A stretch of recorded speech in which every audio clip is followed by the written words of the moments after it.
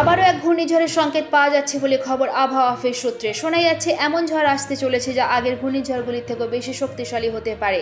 এই ঝড়ের নাম রেমাল। শক্তিশালী সাইক্লোন মে মাসের শেষের দিকে আছড়ে পড়তে পারে।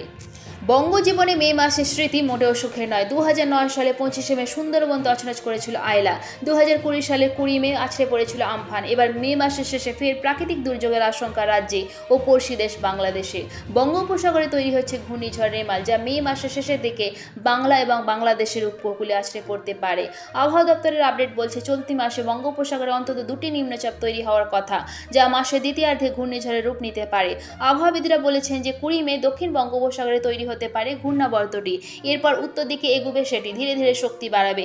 24শে মে ঘূর্ণিঝড়ে পরিণত হতে পারে সেটি। 25শে মে সন্ধ্যের পর সেটি বাংলাদেশ বা পশ্চিমবঙ্গের ভূভাগে প্রবেশ করতে পারে। তবে সেই ঝড়ের গতিবেগ কতটা থাকবে বা কতটা ক্ষয়ক্ষতি হবে তা এখনো স্পষ্ট নয়। বঙ্গোপসাগরে তৈরি হওয়া ঘূর্ণিঝড় রেমালের নামকরণ করেছে ওমান, আরবিতে যার অর্থ বালি। অবশ্য এই নামে গাজা থেকে 1.7 কিলোমিটার দূরে একটি শহরও রয়েছে। এবারে বাংলার ধেয়ে আসতে পারে সেই রেমাল। তবে কতটা ভয়াবহ হবে সেই ঝড় তবে তা এখনো স্পষ্ট করেনি আবহাওয়াবিদরা। এবারও কি কোনো বড় ঝড় দেখতে চলেছে বাংলা তা জানা যাবে মে মাসের শেষের দিকেই।